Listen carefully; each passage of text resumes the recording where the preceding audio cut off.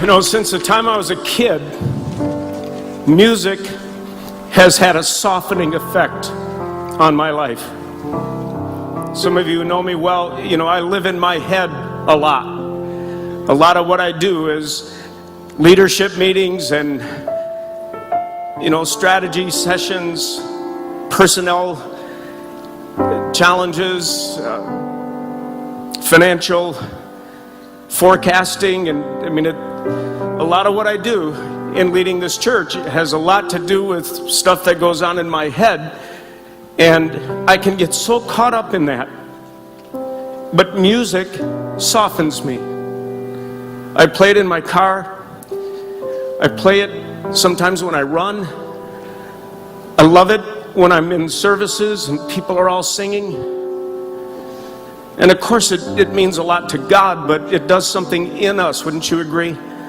And I think you have to kind of pay attention. I think you have to kind of pay attention to what it is in your spiritual life that has that effect on you. For some people it's nature. For other people it's literature or poetry. I mean, there's a lot of different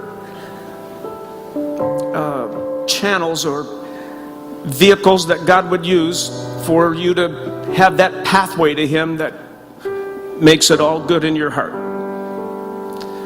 But again, I've told you this, I dream of the day when all 3 of our weekend services are filled to capacity and there are tens of thousands of people singing with incredible freedom and liberty to God. He certainly deserves it. And receiving, as a result of all of that, a kind of infilling and a redirecting, and best I can just say, a softening effect on our hearts, so that we move ahead a little differently in our week and in the day-to-day challenges.